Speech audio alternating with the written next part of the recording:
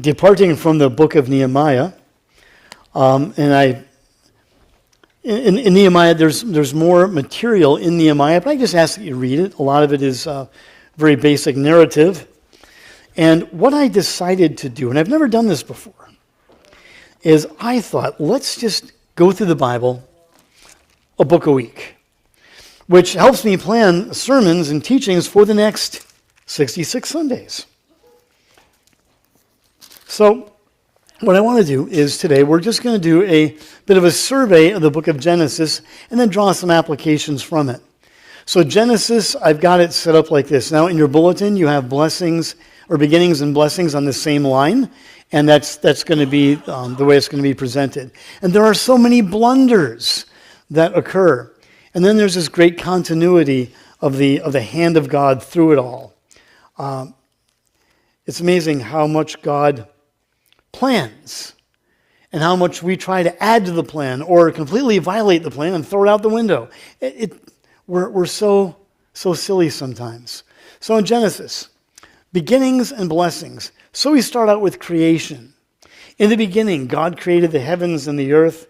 Now the earth was formless and empty. Darkness was over the face of the deep, and the Spirit of God was hovering over the waters. God said, "Let there be." God said, "Let there be, let there be." It goes through the days of creation. So he makes this great thing. I mean, I love, this is really weird. Our first Sunday here ever, you have the cow. Is that a milk farm right across? Dairy farm? Okay, dairy farm. And I went, ooh, this is going to take some getting used to being here at this church, smelling that dairy farm, because that was kind of like gross. And then yesterday, I'm driving back from Lorraine's, one of the places I thought that I had lost my driver's license, but it wasn't there. Again, a story for another time. And I'm driving by the dairy farm, and I'm going, that actually smells kind of good. Isn't that weird? Now, this is not like a swine place, but it's like, you get used to it. It's part of the character of the place. And it's really neat. So you can look at cows and how cows work. What a wonderful creation. You can look at, have you ever looked under a microscope at a leaf? And how they got the stoma on the bottom, they they absorb carbon dioxide, they let out oxygen, they make the air more oxygen enriched so that we can breathe. Have you ever looked at how creation works? And I got to teach some anatomy and physiology in my past. And it's like, teaching anatomy and physiology was an act of worship. To this day, I'm consumed with this little structure in your kidney called the loop of Henle.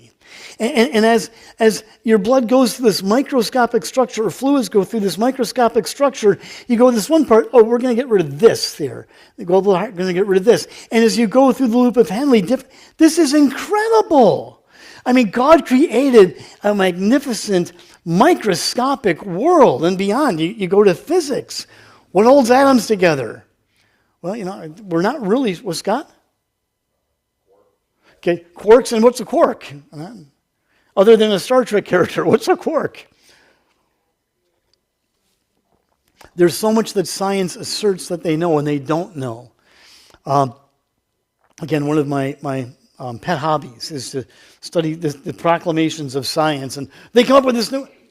God made this, and he made this earth incredibly well. He set it up, and in the end, he said it was how good? Very good. Now, when the text says that God rested, he didn't take a nap. It simply means he stopped creating. Almost like he steps back and goes, this is so cool. I got to go. I didn't plan this. I got to go to Job for a moment. Job is so cool at the end where God is kind of chewing Job out. And God says to Job, chapter 38, who is this that darkens my counsel with words without knowledge? Brace yourself like a man, and I will question you, and you shall answer me.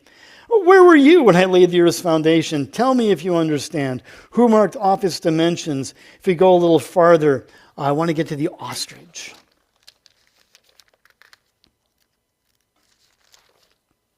Oh, chapter 39. Oh, this is so good. Can you raise your voice to the clouds and cover yourself with a flood of water? Do you send lightning bolts on their way? Do they report to you, here we are? Can you imagine a lightning bolt reports to you, here I am at your service. And we can think of somebody, oh, that person. Do you hunt and pray for the lioness? Do you satisfy the hunger of the lions when they crouch in their dens or lie wait in the thicket? Who provides food for the... And he goes on and on. And he talks about ostriches. Hey, have you thought about the ostrich? What a cool thing I made. This is so great. It's got that long neck. It's got feathers and wings, but it doesn't fly. It just runs really fast. And if an ostrich kicks you, it can kill you. What a great and wonderful creation. So God set the whole thing up, and then he takes Adam and Eve, he takes Adam, puts them in the garden, has them name the animals, and then I think that Adam is noticing, okay, male, female, male, female, male, female, male. So God creates Eve. Adam and Eve, they're in the garden. It is so incredibly great and good. This is what God does. He makes things incredible. However, the blunder, Adam and Eve coveted God's place. The temptation, again, as many have mentioned, the temptation wasn't, hey, Eve, hey, I've got this apple for you. The temptation was, hey, Eve, you want to be like God, don't you? Did you know that if you just take a bite of this fruit, you're going to be just like God, knowing good and evil? It's going to be so great, Eve, you want this. And so the temptation was to covet God's position. Who else coveted God's position? Well, Satan, yeah. Satan covets God's position. And so Satan just tries to draw Adam and Eve into the same thing that he fell into. So you have creation, and then you've got this blunder. Now, in the midst of the blunder, however, God's got a plan. To the woman, he said, I will greatly increase your pains in childbearing. With pain you will give birth to children. Your desire will be for your husband. He will rule over you. And then we talk to the serpent. Okay, the serpent was the guy first. I'm sorry, I read the wrong part. When you do a survey, you do that. It says to the serpent, cursed are you above all livestock and all the wild animals. You're going to crawl on your belly. You'll eat dust all the days of your life. I will put enmity between you and the woman, between your offspring and hers. He will crush your head and you will strike his heel.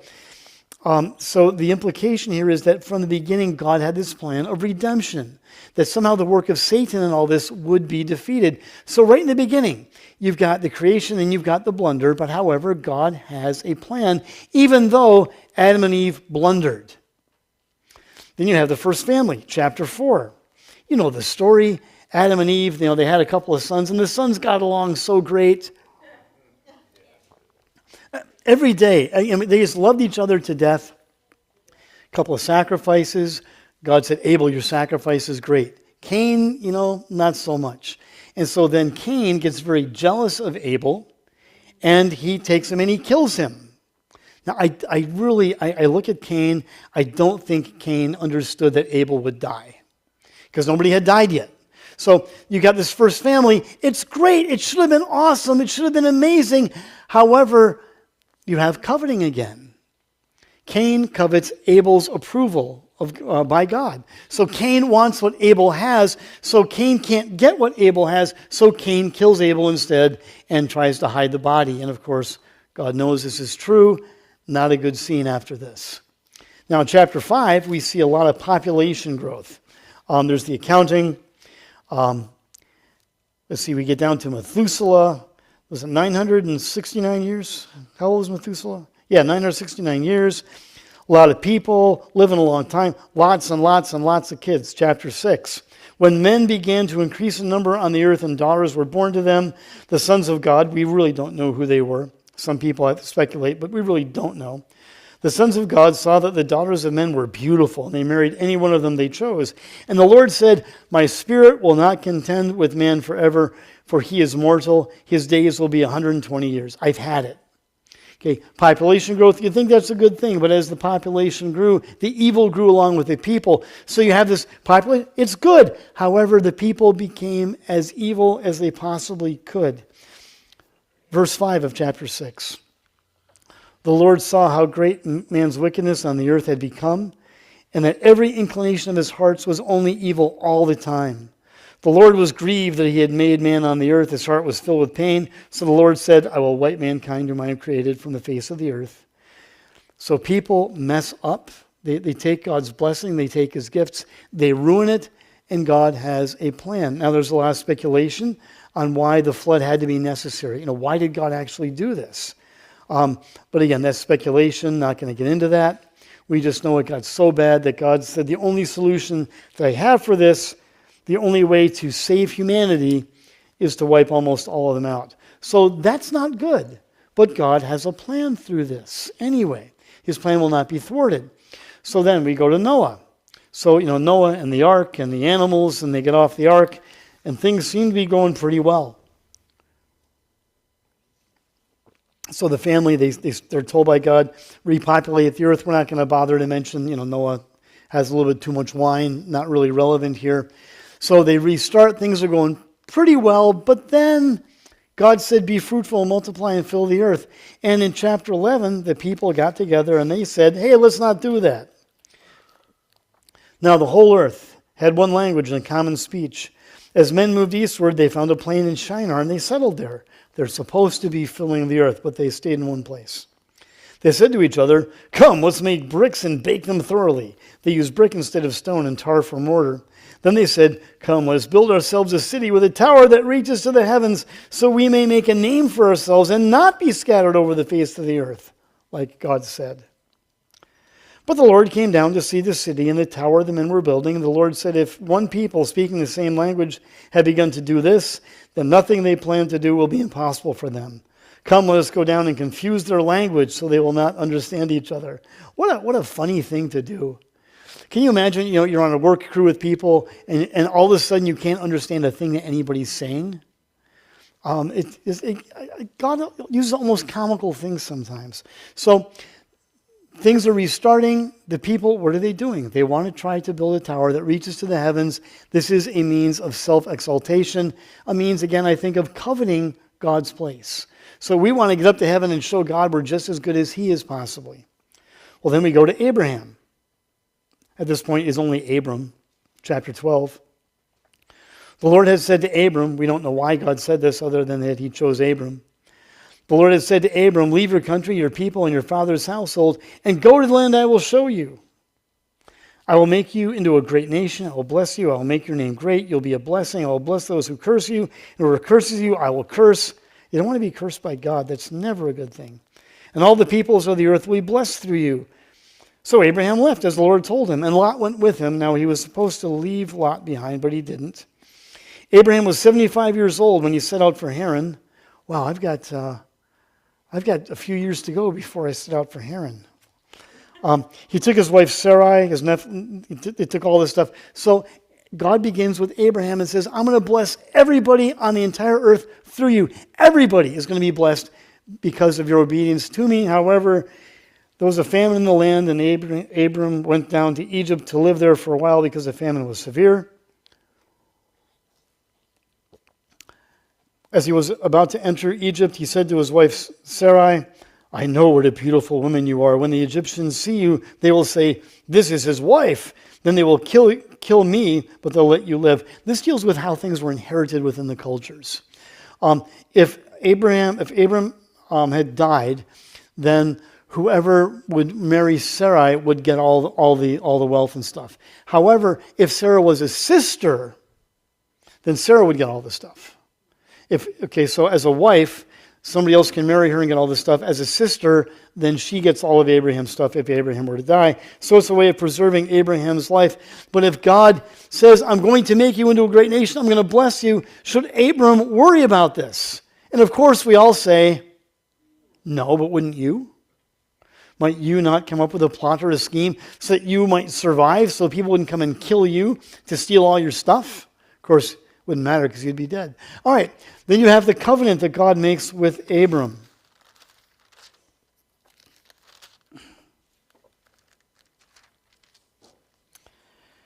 After this, the word of the Lord came to Abram in a vision. Do not be afraid, Abram. I am your shield and your very great reward. But Abram said, O sovereign Lord, what can you give me since I remain childless? And the one who will inherit my estate is Eliezer of Damascus. Again, the inheritance stuff was very strange. And Abram said to God, you have given me no children, so a servant in my household will be my heir. Is that what God said to Abram before? No, he gave him a promise. The word of the Lord came to him. This man will not be your heir, but a son coming from your own body will be your heir. He took him outside and said, look up at the heavens and count the stars, if indeed you can count them. Then he said to him, so shall your offspring be. Abraham believed the Lord, and he credited it to him as righteousness. So there's this great covenant. So this is great. God makes this promise. I'm going to fulfill this to you, Abram. Don't you worry, okay? I know you haven't had the baby thing coming yet, but it's going to be great what I do. And then, of course, we go to Hagar. And what a huge blunder this is. So Sarai says to her husband, I'm not having any kids. I'm not getting any younger, So within the cultures and the customs, I can give you my number one maidservant to be like an extra wife, and maybe you can have a child through her. And so then, why would they do that? It's just, it never works out well. The whole polygamy thing in Scripture, it's always a disaster. So the Hagar thing, the result of Hagar is Ishmael. Ishmael who is the ultimate ancestor of all the people who hate the Jews to this day. Not a good thing to do. So God says, Abram, I promise you this. This is going to be great. And then they come up with their own means to try to modify the plan of God. And then you've got the whole thing with Sodom and Gomorrah, Lot and his family. That's a really, really sad, blunderous story. I mean, Lot was right in there, in there, and then the angel says, okay, you got to leave. His wife turns, pillar of salt. The stuff with the daughters, this is just terrible material. And sometimes people will say, the Bible's got some terrible stories in it. Well, yeah, but it doesn't endorse the terrible parts. And then, of course, you have more lies. So Abram moved on from there and went to the region of the Negev and lived between Kadesh and Shur. For a while he stayed in Gerar, and there Abraham said of his wife, she is my sister. Oh, we've seen this plot before. This is many chapters later. Then Abimelech, king of Gerar, sent for Sarah and took her. But God came to Abimelech in a dream one night and said to him, you are as good as dead because the woman you have taken, she is a married woman. Now Abimelech had not gone near her, so he said, Lord, will you destroy an innocent nation? Did he not say to me, she is my sister? And just sad stuff all the time. A lot of blunders. I take comfort in that. Have you ever blundered in your walk with Christ? Okay, yeah, okay, a little too much enthusiasm there. Okay, just, you're supposed to be humble and say, well, yeah, I guess so. Yeah, we've done this. Have we ever lied? Have we ever deceived people for advantage? Don't answer that one because it's, then we'll have to have a time of confession. Of course, we should be doing that anyway. All right, then along comes Isaac. So Isaac, this is the child of promise. This is great. This is amazing. Isaac is born. The promise of God is fulfilled. Then, of course, there's that Ishmael thing. So then the blunder is that Hagar was not very nice to Sarah. Almost like, hey, Sarah, I got a child. You don't. Your husband likes me more than you because And that kind of thing was going on between the two of them. And so Sarah says, let me go to verse 8 of chapter 21. The child, that's Isaac, grew and was weaned. And on the day Isaac was weaned, Abraham gave a great feast. But Sarah saw the son whom Hagar the Egyptian had born to Abraham, that he was mocking. And she said to Abraham at this point, get rid of that slave woman and her son. Now, wait a minute. Okay. Sarah said, take my top servant. Now, let's get rid of that slave woman. So she demeans her. Get rid of that slave woman and her son. Whose son is it? It's also Abraham's son. It's also her son, technically by the law, because Hagar had him to give Sarah a son. Boy, it's really complicated to try to describe these things because they're just so goofy. So by the book, Ishmael was also Sarah's son, but get rid of them. For that slave woman's son will never share in the inheritance with my son Isaac. This was just all a blunder, all these conflicts. Can't we all just get along, but not in this case? And so God takes care of Ishmael and make sure that he and Hagar are surviving. He provides for them. Then in chapter 22, we have this covenant affirmation. Sometime later, God tested Abraham. He said to him, "Abraham, here am I," he replied. Smart thing to say when God calls your name.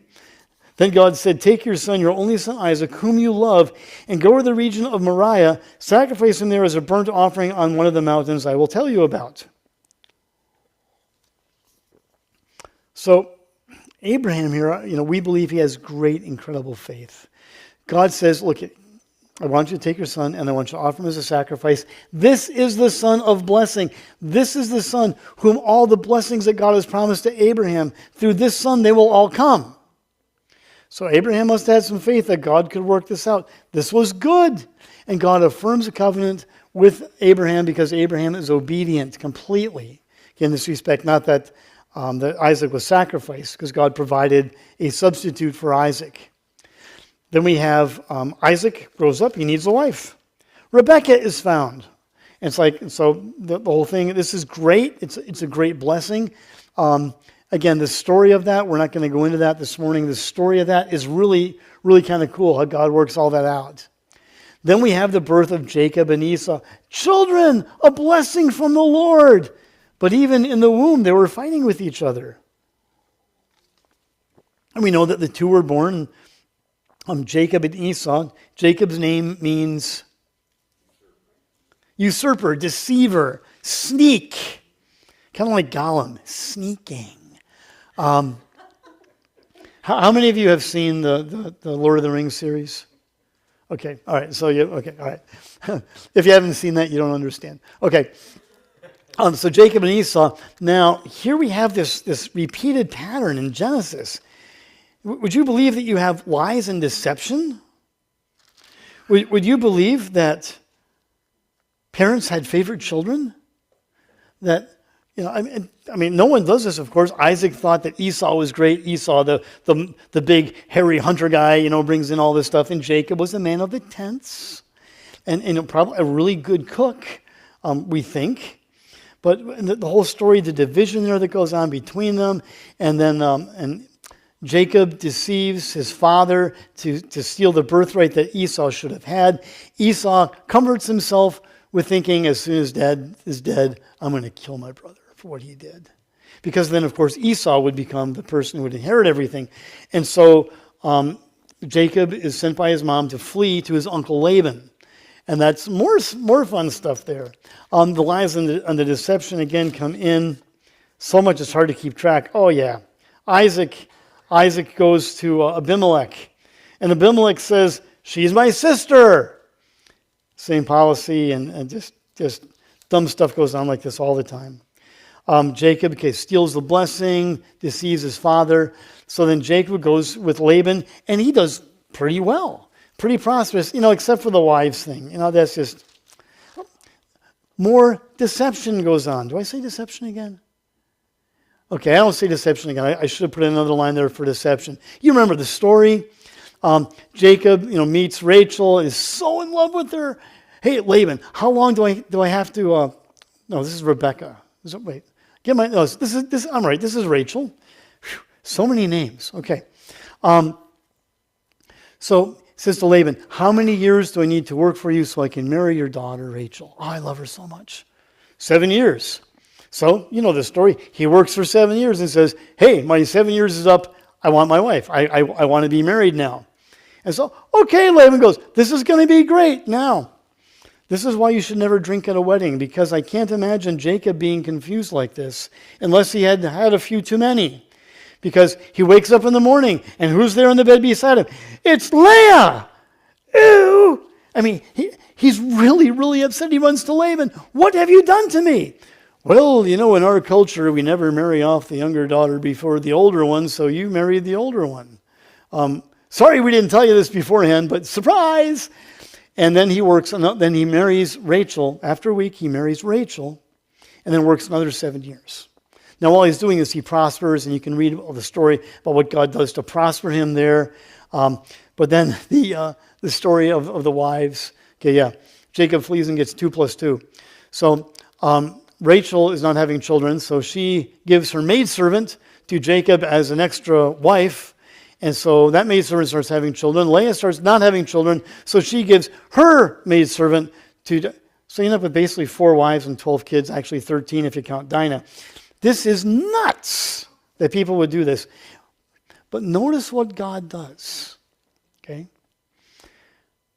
The 12 tribes of Israel come from that chaos. So God's blessing continues through the blessing promised to Abraham, continues, and even in this chaos, God still works anyway. Can we out chaos the will of God? We can try. It's better if we don't go for the chaos. Then chapter 37, other stories about Jacob. Chapter 30, when Rachel saw that she was not bearing Jacob any children, she became jealous of her sister. I think she had 4 by this point. So she said to Jacob, "Give me children or I'll die." Jacob became angry and said, "Am I in the place of God?" So, and just if it weren't so sad, it would be funny. So eventually, Rachel has a couple of kids on her own. Okay, she has Joseph first, and Joseph, of course, is the apple of his father's eye because Joseph is the firstborn child of the chosen wife. So it's like, hey, God, this is what I signed up for. And he has other brothers who were born first, but yet Joseph is treated as the firstborn, which was a huge, high prestige place in society. And his dad even gave him this really cool coat that could be recognized from miles away. And so the brothers began to hate him because Joseph was the little daddy's boy who apparently would snitch on the brothers. He would go check on the brothers and probably brought back a report to dad once in a while that wasn't too good. You know, "Hey, Dad, the brothers are doing this. Boy, you should have seen Simeon and Levi. They were really doing..." And they began to hate him. And so one time, you know the story, Joseph is on a mission from his dad. Benjamin was still at home. Okay. No, sorry, I don't think Benjamin was even born yet. Okay, so Joseph is there, and they see him in the distance. Oh, here comes that dreamer, because Joseph had some pretty good dreams. His brothers hated him for the dreams as well. So they see him in the distance and say, "Here comes that dreamer. Let's just kill him. Get this over with. We can't stand him. We all hate him." All agreed to say, "Aye, aye." And they took him and they beat him to a pulp and dropped him down a well. I guess they were going to wait a little while to kill him. Reuben, who had fallen out of his father's graces, had a plan. He was going to rescue Joseph, and then Reuben was going to bring him back to his dad and say, "Hey, this is what happened, Dad. I'm going to fix this." Reuben, I think, is hoping he's going to be restored. Doesn't work out well. Joseph ends up being sold into slavery. I mean, he's our brother, right? Why should we kill him? We'll just sell him into slavery. We'll be nice to him. Not very good. And the rest of the story of Joseph, he gets sold to Potiphar. He gets accused there in a very nasty way. He gets into prison. He's in prison for a long, long time. Ends up running the whole prison because he's so good at what he does. And he interprets a couple of dreams. He gets forgotten there. But then in the end, he interprets dreams correctly for the Pharaoh, and he gets promoted to the second position of Pharaoh. So you go from prison to the number 2 guy in the entire land. King gave him his signet ring, which is an incredibly powerful thing to do. And then you have the deliverance of the clan. All the people got delivered because while Joseph is in Egypt doing really well, collecting all kinds of taxes, by the way, doing really well, his people they're kind of like starving. And so again, the story is great. All kinds of intrigue going on between Joseph and his brothers. Finally, he reveals himself. Bring the whole family into Egypt. You're going to take over the land of Goshen. This is going to be great. I'm going to take care of you. God has provided for you. And so God uses all the junk that Joseph went through. God uses the evil intent of his brothers in mugging him, in wanting to kill him, and sending him as a slave to Potiphar. He takes the false accusation that was put against him that got him in prison. He uses the prison experience, a couple of dreams that were interpreted. Why? Because it's in his plan to bring redemption to all of humanity, because this is how the line of Christ is traced through Genesis. It's just crazy stuff that God does. Now, in all of this, God's got this continuity. Now, we're going to get done early today, so everyone can cheer. But I started really early, too, so don't laugh so loud. I'll go longer next week. Okay. Joseph's brothers, I'm in chapter 50. When Joseph's brothers saw that their father was dead, they said, What if Joseph holds a grudge against us and pays us back for all the wrongs we did to him? So they sent word to Joseph saying, they lied. Your father left these instructions before he died. This is what you are to say to Joseph. What you are to say to Joseph. I ask you to forgive your brothers the sins and wrongs they committed in treating you so badly. Now please forgive the sins of the servants of the God of your father. When the message came to him, Joseph wept. His brothers then came and threw themselves down before him. Okay, he is running Egypt. He could say off with their heads and off their heads would go. So they throw themselves down before him. We are your slaves, they said. But Joseph said to them, don't be afraid. Am I in the place of God? Joseph knew so much. You intended to harm me, but God intended it for good. God intended the harm that you did to me for good to accomplish what is now being done, the saving of many lives. Not just theirs, but the saving of many lives throughout Egypt. So don't be afraid. I will provide for you and your children. He reassured them and spoke kindly to them. God intended it for good to accomplish. All this stuff that goes on in Genesis, God superintends it for his glory and for his grace and for his good. Even the rotten stuff that God does. Not that the rotten stuff was good. Not the rotten stuff that God does. The rotten stuff that people do. Not that it was good. But we cannot mess things up so badly that we can derail the plan of God. All throughout Scripture, people tried time and time and time again. God must have gotten tired of this. Hey, I'm going to send them another prophet. Oh, wait, yes, they're going to reject him too. Okay, let me get the next prophet prepared. And he kept sending all this stuff because God is sovereign. He continues his plan throughout all times, through all the bumps and all the mess-ups that we try to do this. All the messes that we try to make of God's plan. God plans, and our tendency is to seek to mess it up. Because, I've got a better idea. And my ideas are always pretty bad. We covet. Because, see, life should be about me, shouldn't it? Life should be for my glory and my good. The same temptation that was going on in the Garden of Eden exists today. God, I know better than you. I can run my life better than you can. We covet God's plans. We seek to mess it up because we want life to be all about us. We intentionally turn away from the one that only a fool would turn away from. Now, this is why we turn to Christ, because we have no one else to turn to.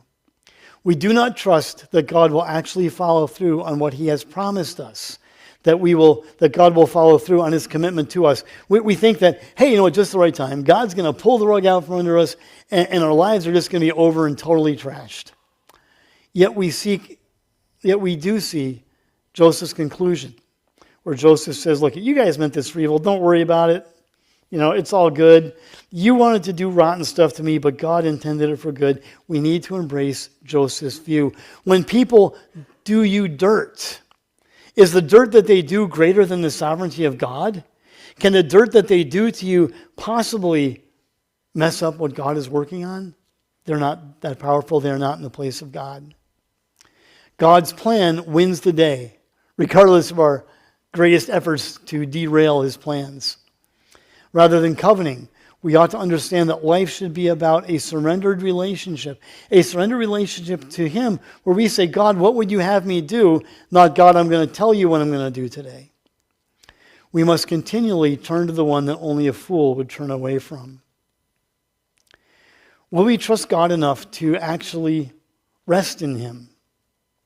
That God actually has got the ability to work stuff out. If the Lord is keeping you, what you got to worry about? And the response is, yeah. Okay, the old song, someday there's so many songs we should do. If the Lord is keeping you, what you got to worry about? Nothing. Okay, there's more to it, but we won't do the stand up and shout part at this point. Will we embrace that Joseph's conclusion stands to this day? Romans 8:28. We know that in all things God works for the good of those who love him or who are called according to his purpose. Are we going to rest in this?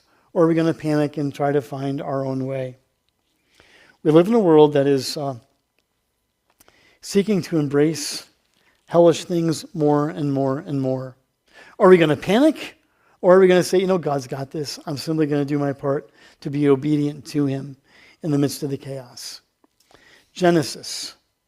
God has such wonderful, wonderful things that he's done, that he's doing, and we have such terrible ideas. We try to counter what God is doing, and it doesn't work because the will of God will be accomplished regardless. So, Father, I ask that we would learn to rest in you more and more, that in the chaos of life, we would know that you are sovereign, and that really it just seems to be chaos because we know how all this ends. Father, we do ask that we would learn to trust you more, so that we would not worry because you are totally competent and you've got this. In Jesus' name, amen.